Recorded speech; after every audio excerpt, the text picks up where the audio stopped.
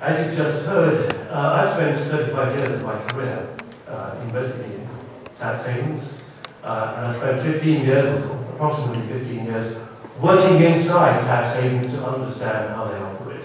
And that's the only way to find out how they operate, because there are no university courses in the world that cover this extraordinary phenomenon. There are very few books, or there were very few books when I started 35 years ago.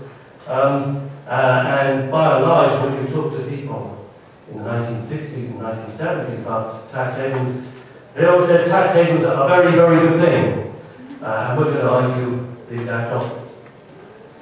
So, here is one of the very good books. This is an English edition, but it's coming out in French very soon, I'm delighted to say. I worked with Nick Jackson on this book for 5 years. It's used Réseau, and it is possibly the best investigation of this phenomenon of offshore finance, which has completely transformed contemporary capitalism. I can argue that tax havens are not some minor phenomena, they are the core of modern financial capitalism.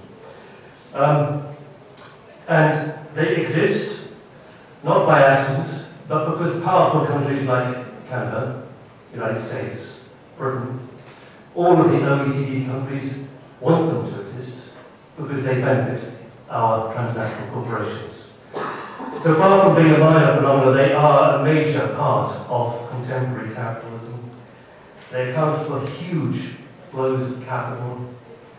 By the best estimate that I know of, which is a Bank of England estimate, over 90% of cross-border, over 90% of cross-border investment flows go through tax havens. That, by the way, that estimate has never been published. It's prepared and put into a private memorandum within the Bank of England, never published.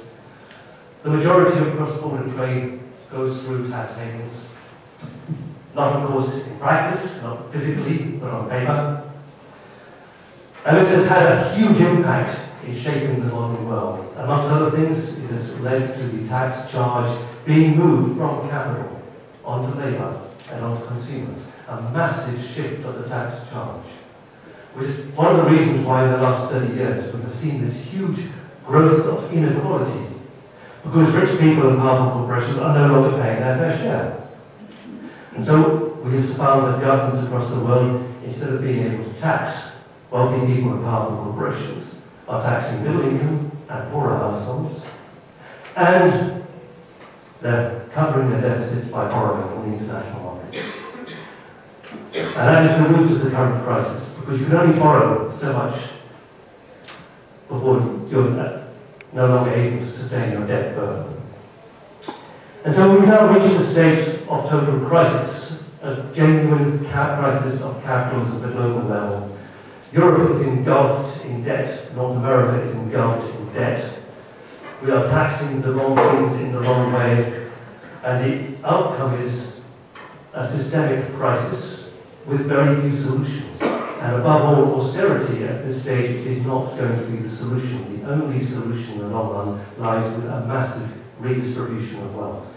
And as Nick argues in this book, we reached a historic point, almost akin to the French period of the French Revolution, where our tax laws are so unjust as a result of the failure of globalization that we have no outcome. There's no possibility to do anything other than go for radical transformation.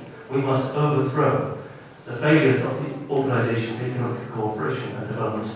And all of the architects of the current world order, we must overthrow their tax policies, which have failed completely, and we must go for a new tax consensus. The Washington Consensus, the Washington Tax Consensus, which was based upon this process of liberalizing trade, cutting trade taxes, cutting taxes on capital, cutting corporate taxes. This policy has led to the current situation. The scale of the tax haven economy is enormous. As I've said, the vast majority of trade, the vast majority of capital investment now goes through these tax havens. A huge proportion of private wealth is now held offshore. Back in 2005, we estimated that that volume of wealth held offshore was 11.5 million US dollars. That's $11.5 trillion. The latest estimate is much, much higher. We haven't published it yet, but we're still working on it. We knew there were some gaps in the 2005 estimate. We also knew the problem was getting much, much worse. Our current estimate is that somewhere between 20 to 25 trillion US dollars is held offshore, untaxed. And despite the G20 promises to tackle this problem, nothing effective has been achieved so far. I'll talk more about that later on. And I think it's time we recognise that far from being a few small islands in the Caribbean and a few tiny little feudal principalities in the Alps, tax havens include some of the biggest countries in the world. Countries like Austria, Ireland, Luxembourg, Netherlands, Switzerland, United Kingdom, Ireland, United States. All of them OECD members, all of the members of the Organisation for Economic Cooperation and Development are tax havens. Canada is moving in this direction. But these countries are the countries that we have charged with being responsible for reforming tax havens. All I can say is this is a joke. This is a case of making the fox responsible for looking after the chickens in the chicken coop. And that is why the OECD has failed for 50 years. That is why it's time that we pinpointed the OECD for the massive failure that it is, and we devote our energies to showing why the OECD is completely the wrong organisation to have responsibility for this. It must be a United Nations project involving developing countries and not dominated by countries that have every interest in maintaining the status quo. Now, if you listen to the economists, I am of course an economist myself, but if you listen to the economists who favour tax havens, they say the great thing about tax havens is they make cross-border flows of capital that much easier. They oil the wheels of global investment. That's their argument. And there's an American economist called Colin Hines at the University of Michigan who says the great thing about tax havens is they could stimulate growth. And he demonstrates this by saying, look at where the tax havens are, and you'll see that countries alongside them have higher rates of growth than countries which do not sit alongside tax havens. Now, Colin is a delightful character. He's one of those economists who's never been outside in the real world. He spent his entire life at the university. Nothing wrong with that, but he absolutely has no idea about the real world. Because when we discuss with Colin in the public forum, we say, well, Colin, okay, Liechtenstein sits alongside Germany, Luxembourg sits alongside Germany, and you're saying because of that, Germany has growth. This is ridiculous. Have you taken account of the fact that a very large proportion of the inward investment, you call it foreign direct investment, into Germany, from Liechtenstein and from Luxembourg, is in fact German capital, which has been moved offshore and is coming back to get the tax breaks? And Colin says, well, no, I never thought of that. And I say to Colin Hines and his colleagues, Colin, get out to the real world, get some experience of how the real world operates. Because you spend too much time working on a theoretical model, which just doesn't work. So, their argument is nonsense. Look instead at this chart here. This is not a railway map, or a map of airline routes into Greece. Greece is at the centre there. We all know about the Greek crisis. I won't expect you to understand, because I don't fully understand this, but what this chart shows, and it's an IMF chart, that comes from the International Monetary Fund, it shows the interconnectedness between the Greek capital market and other capital markets. And if you look at the capital markets in the inner circle, almost every single one of them is a tax haven.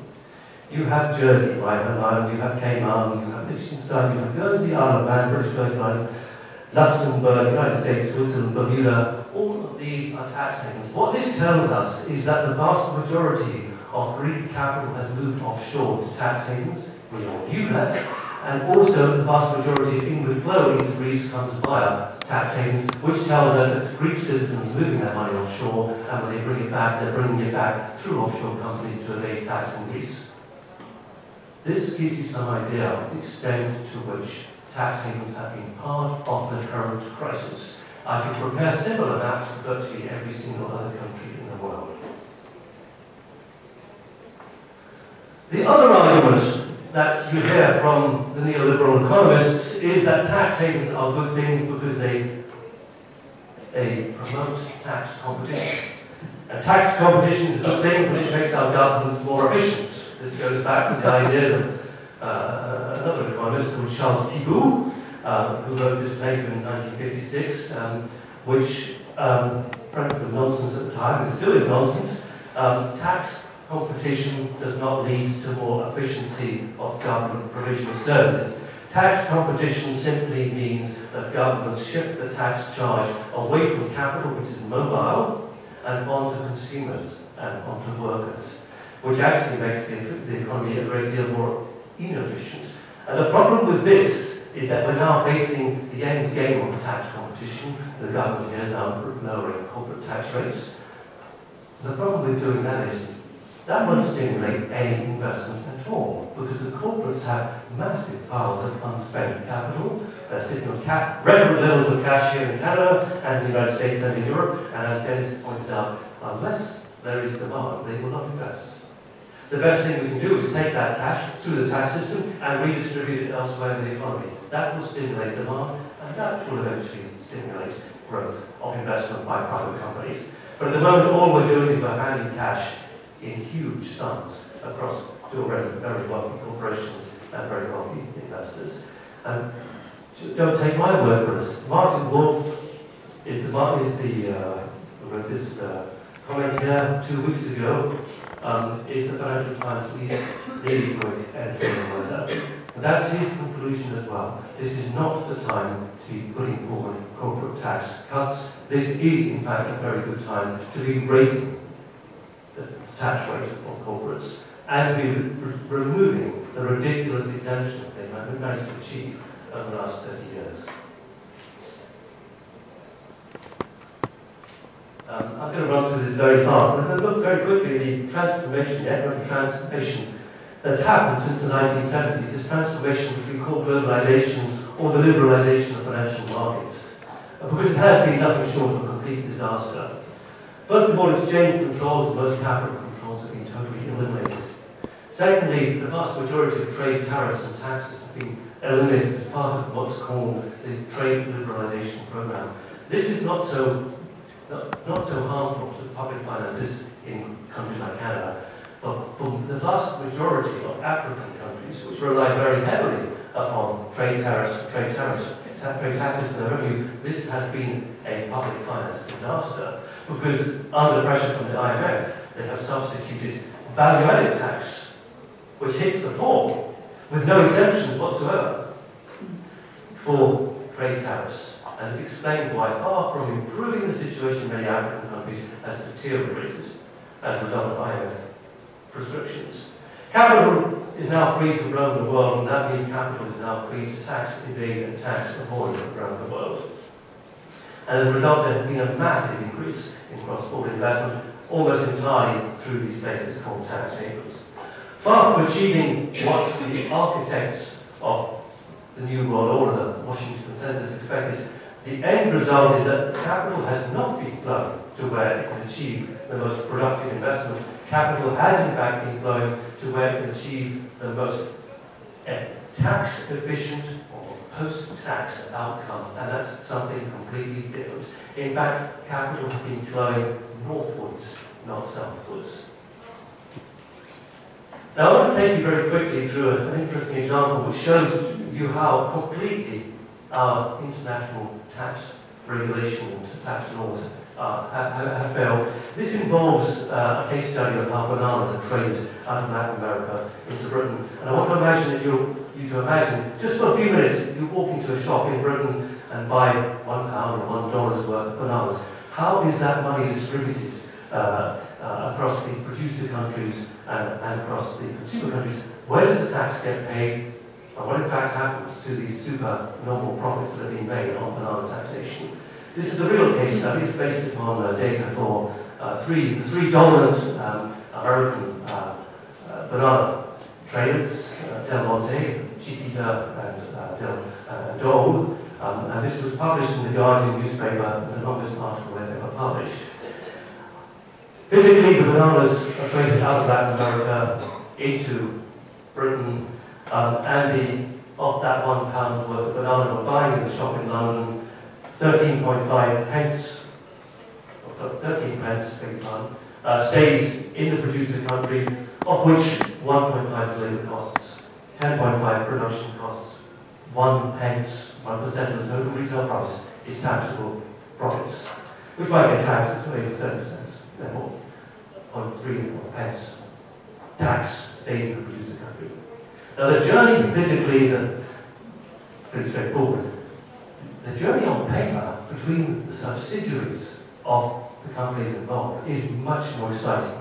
All of this happens within the companies themselves. They invoice on to Cayman Islands where they charge 8 pence for the use of the purchasing network. On again to Luxembourg, another invoice where a further 8 pence is charged for the use of financial services.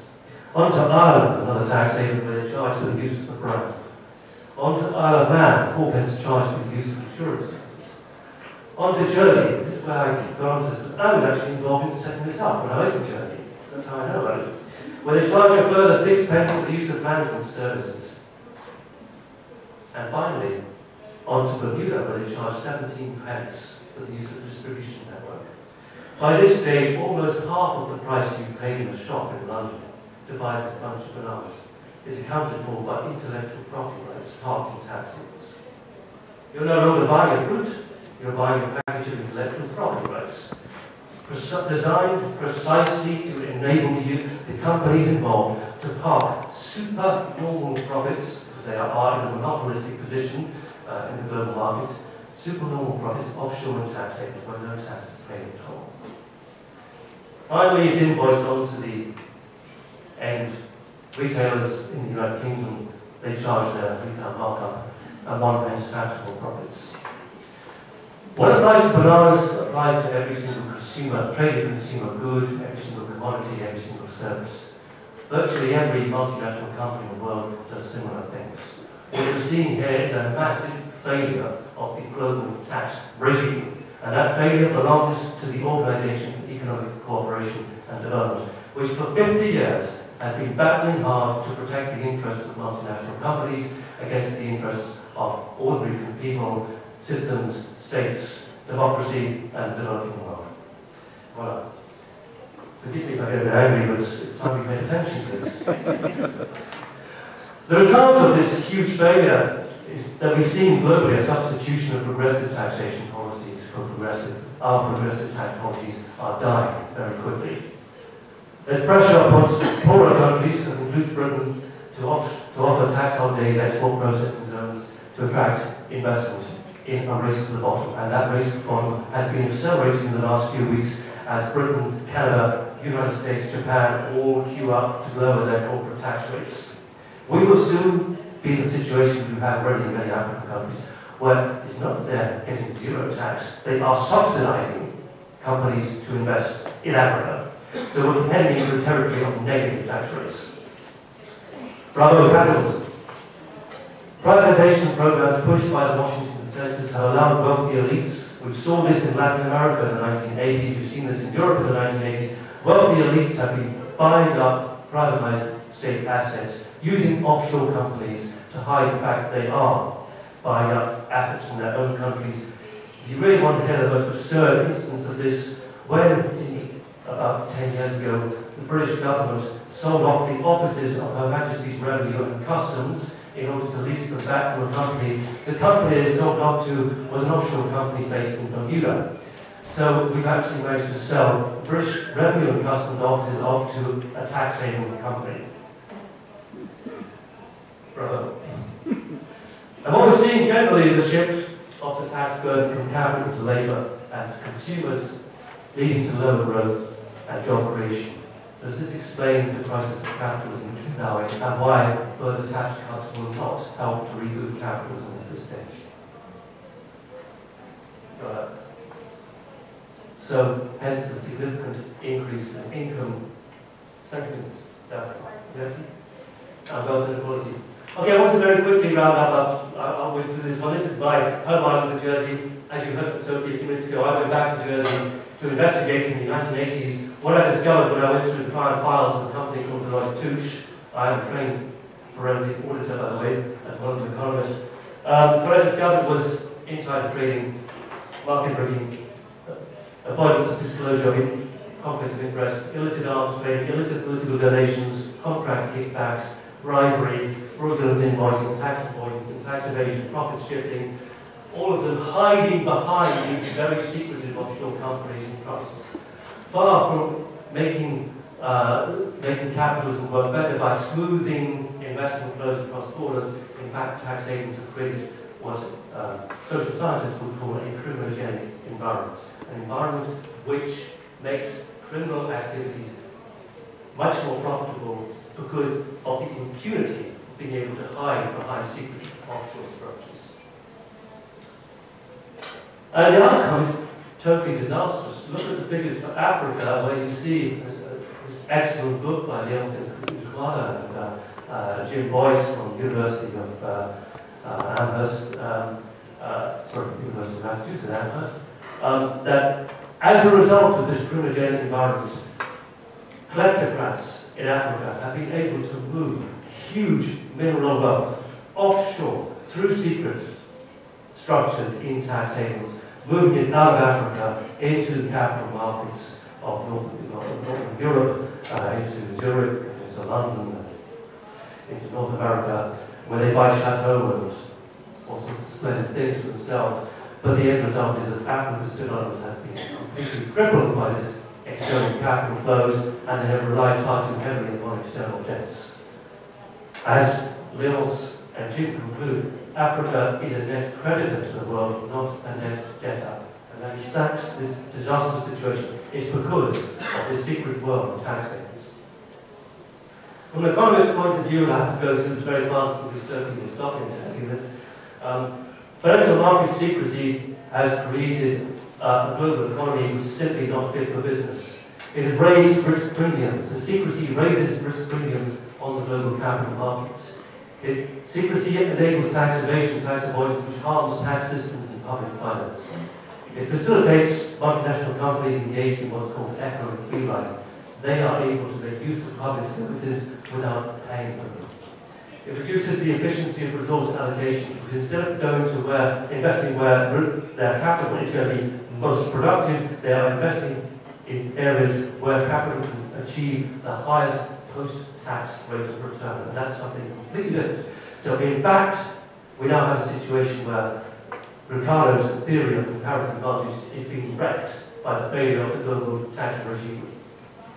It increases the profitability of economic crime. It encourages people, instead of investing in productive activity, to invest in rent-seeking activity. My favourite example is, of course, the British Premier Football League, now by and large belongs to Russian oligarchs and Middle East potentates who have managed to capture huge amounts of cash, and instead of investing in productive activity, invest in football clubs, because that's the latest must-have accessory. Above all, I think this is the most corrosive part, it damages institutional trust and institutional quality. It undermines our confidence in democracy, it undermines our confidence in tax laws, it undermines our confidence in the judicial system, because we see this happening with total impunity. G20 leaders promised 3 years ago now, in 2009, they'd do something about this. And that was great. At the time, I was advisor to Gordon Brown on tax havens, and for a few days we thought, terrific, flop them over. Unfortunately, they turned to the box to find the solutions. They turned to the Organisation for Economic Cooperation and Development and said, will you now handle this? And the Organisation for Economic Cooperation and Development went forward with the most pathetic measures designed to not work. Above all, they said to the tax havens, well, we want you to sign up to 12 tax information exchange agreements to tackle tax evasion. I can tell you that the OECD model is designed to not work. It has put so many legal barriers in the way of using these tax information exchange agreements that they are virtually unused. But the OECD is now telling us, success, bravo, we signed over 500 tax information exchange agreements in the last 3 years. No, we argue in the Financial Times, there's been no success. Bits of paper signed between tax havens and countries achieve next to nothing. And here's the evidence. And the OECD doesn't like this evidence. The evidence was published in a paper earlier this year by 2 researchers, one from the Paris Business School, Paris School of Economics, the other one from Copenhagen Business School, called Johannesson and Gabriel Zugman. And they've taken back their international settlement data from 2007 through to 2010, and in the last few years, far from seeing tax evaders move their money out of tax havens. In fact, there's been more money flowing into tax havens. There's just been a displacement from some tax havens to others. You're seeing a trend away from the European tax havens, because Europe is putting pressure there, not the OECD, towards more distant places like Singapore, Cayman, and Hong Kong, which are much less cooperative with the European Union's project. So the OECD has clearly failed. Canada is an OECD member state.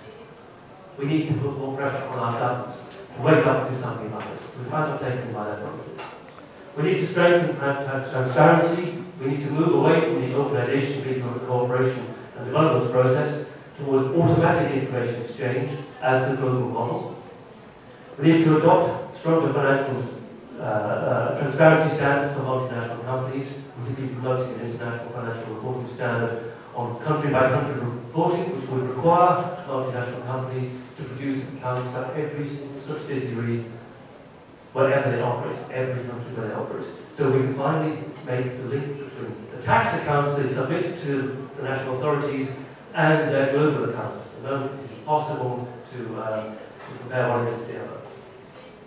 We want the Financial Action Task Force to push for full public disclosure of who are the owners of these strange offshore companies, offshore trusts and offshore foundations. Because without that information, criminality and tax evasion becomes far too easy. I won't discuss that great length, but we need to move away from the current system of taxing multinational companies, which allows them to shift profits, as I showed with the banana example, into tax havens. We need to start profit taxing them on the basis of their economic substance. The European Union is moving towards this through a project called the Common Consolidated Corporate Tax Base. I apologise for the term, it's not my fault that they use that term, but there are ways of taxing multinational companies on the basis of their true economic substance, rather than the basis of the false legal structures they create in tax havens. And that's where we need to move.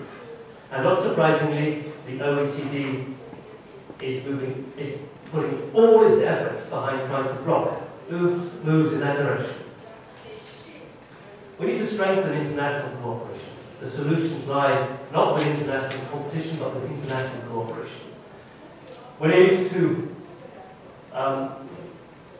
move towards the United Nations having the power to ensure that countries cannot use their tax regimes to beggar the tax regimes of other countries. We need to have tax evasion identified as a corrupt activity under the UN Convention Against Corruption, which means that we can finally move against the bankers, the lawyers, and the accountants who assist as facilitators with this process. In the process known as they will always adopt this policy of being blind advisors, willfully blind to what their clients are doing. We need to make them culpable for setting up these offshore structures and enabling their clients to engage in criminal activities. And we also need to make them morally right, and we need to put the pressure, point the fingers at lawyers, bankers, and so on, because they are accessories to crime in this area. And it would help them a great deal if they actually had guidelines, professional guidelines, to advise them on what is and what is not acceptable in terms of advising clients on the use of tax havens and tax evasion.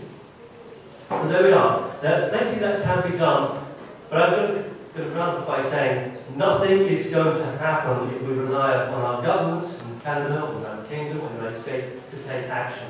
We are going to have to mobilize globally. My job is to help create that global mobilization.